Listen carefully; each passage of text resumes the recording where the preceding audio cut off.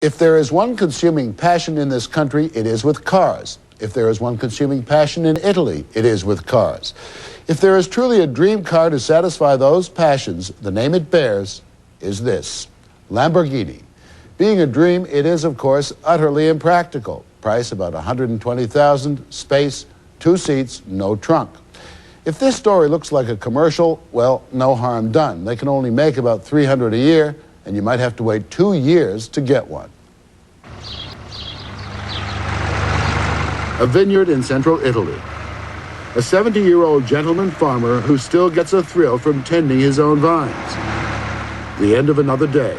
Time to put away the tractor and let the other thrills begin.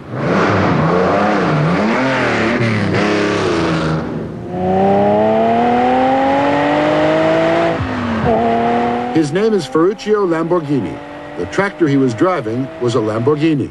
The car he is driving is a Lamborghini. The speed he is going is pure Lamborghini. Signor Lamborghini no longer owns the company that bears his name. It was lost to a business group after he ran into financial difficulties. But he is the father of this model. He got into the car business in 1963, having become dissatisfied with the best of Italian high-performance cars. Watch this red one perform, and you will understand why he is now satisfied. We do not advise anyone to drive at these speeds on public roads. Valentino Balboni, the test driver, is licensed to do it and does it brilliantly. Brakes are just something.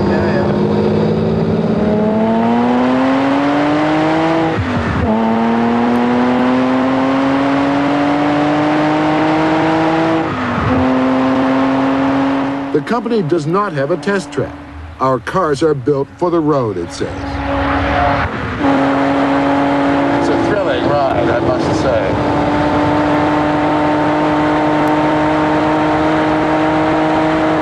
The broken lines fly by like tracer bullets, or get eaten up like some supersonic Pac-Man. This is no special effect. This is 180 miles an hour.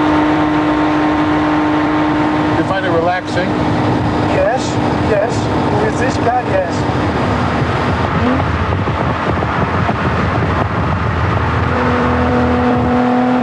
16 years ago, Lamborghini, with a team of engineers, designed and began to build his ultimate road car. It remains today the fastest production car available. 180, even 195 miles an hour. And about the most expensive, about $120,000. When it was unveiled in the early 70s, it had no name, but a local reporter took one look and said, Countach, which translates loosely as, holy cow, and the name stuck. Some vital statistics for the true car fanatic. The engine has 12 cylinders, each of them with 4 valves. It develops almost 500 horsepower. The rear tires are almost 14 inches wide. The brakes are enormous vented discs that are to stopping what those 12 cylinders are to moving. The gearbox has 5 speeds. You would normally shift into 5th at about 140 miles an hour. And from a standing start to 30 seconds later, you are closer to 200 miles an hour than to 100 miles an hour. The Lamborghini factory in Sant'Agata is, despite the futuristic look of the car, an oasis of old-fashioned artisanship.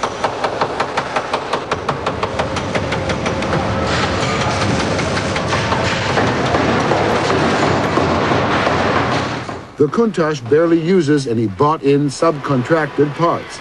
Everything from engine block to gearbox is made right here, and most things made by hand, just like a good suit. There are no robots, only people who began their careers as teenage apprentices. The place is as clean as a surgery, and the machine as thoroughly tested as a fighter plane. All of which means that peak production is 3 cars a week.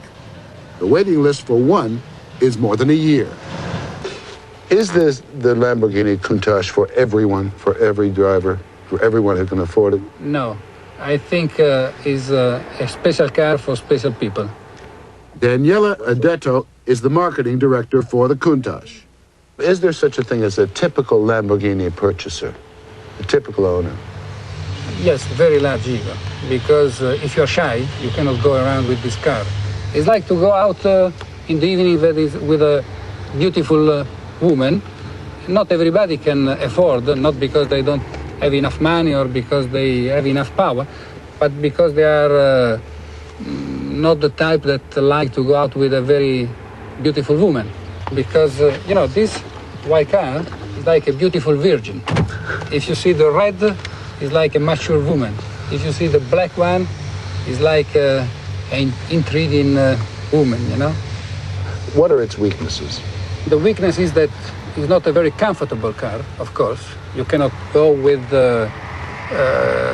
baggages, etc. You must have another car, like a Rolls Royce, that follow you with a chauffeur and arrive the day later, the day after, with all the baggages. And of course, you cannot go with children, or you must have only a beautiful woman, and that's it. Even now, 16 years after it was launched, it still regularly makes the covers of the motoring magazines. Probably the most written about car ever built, possibly overwritten about. For example, devastatingly defiant in looks. Just light the fuse and keep steering. Uncompromisingly arrogant. Another writer says, like tasting beer for the first time or losing one's virginity, seeing a Countach is an experience never forgotten. Another writer, here we are talking about the brutal throb of a predator, the same that vibrates in a cheetah waiting to pounce on a gazelle. It is hard to find anyone to question the value of the Countach. Even David Davis, editor and publisher of Automobile Magazine and one of America's toughest car critics, is smitten. It's probably overpriced. Yeah, Hemingway said that pheasant shooting was worth whatever you had to pay for it, and I think that's probably true with Lamborghini driving, too. There's no trunk space. None whatsoever. And what trunk space there is immensely hot. It would not be a place to carry a box of chocolates. Why do people buy it? Well, it's the ultimate sort of outlaw statement, isn't it? It's in a time when, you know, we've got the Center for Automotive Safety and all of those people on one side and the Baptists on the other trying to sort of corral us and make us behave the way we're supposed to. You can very quickly establish yourself as being somewhere else just by parking one of those in front of your house. It's a car that would just frighten you to death if you had the slightest doubt of your ability to drive it. I mean, to suddenly you have somebody throw you the keys and say, would you mind driving my car home, and walk out into a dark parking lot and see this thing sort of glowering at you. You would call a taxi, you'd do almost anything. Bring in an airlift, but you certainly wouldn't want to jump into it and drive it. The whole idea, the whole environment that's created by that car on a given stretch of road is just, that's another matter altogether. You can't accomplish that in a Buick Roadmaster. As you may have already noticed, this car is not for everyone. The doors are a wondrous piece of engineering, but getting in can require a certain degree of agility. The windows open to mere slits through which you can't even toss a token into a toll booth. As for the rear window, if you can call it that, forget reversing without the aid of someone to direct you, or do what the test drivers do. Heads up, bottoms out. If you can live without those little compromises to comfort and safety, and have the cash, you might just fall in love with this little number. One writer says, it is not what the Countach can do for you that counts, but what it does to others.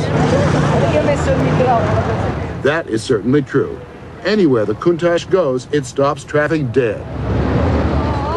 Even right here in Sant'Agata, where the car is built, the presence of one is an event. Costa di meno, costerà 250. Ma prima, perché aprite? Or the streets of Manhattan, even the most jaded people on earth stop and gawk with respect and envy and awe. I love this car, man. I love this car. And misinformation. Oh shit, you got a jacuzzi in the back. Yeah? See that red button over there? It says eject. But you eject the other way, you know, for you. Yo, fellas, anybody want to take a ride? The keys are in it.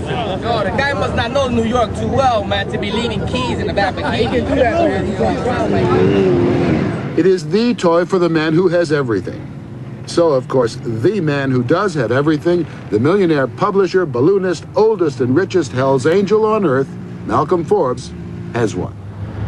How do New Yorkers respond to it when you bring it into town? They respond the same way you and I would if we saw one. They stop, they whistle. Cars pull up beside you, and whether they're in a Cadillac or an old pickup truck, they whistle. They roll the window down. They say, What's the name of this car?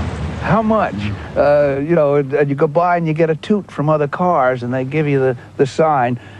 Isn't it great? Everybody shares enthusiasm for the car. People don't resent it like they do, say, a stretch limousine that takes 10 minutes to get around the corner, and the tinted dark glasses, all, you know, all the crap. There's nothing junky about this. There's nothing put on about it. It's pure.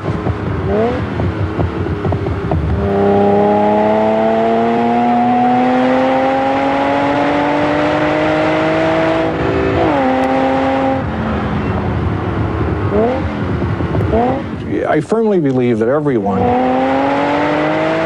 who is worth anything at all should own a 12-cylinder car before they die, because there's nothing else like it. It's just one of the great operatic experiences of all time. It's a real noise, and there's nothing else like it. It'll take your breath away.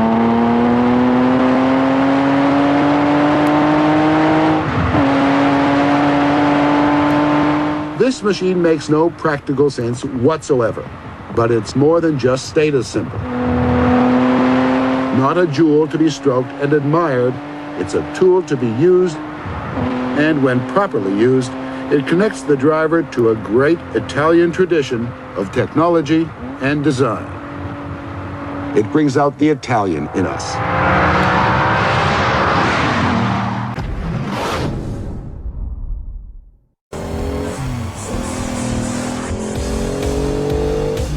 Our services, where the average car owner gives their opinion on their personal car.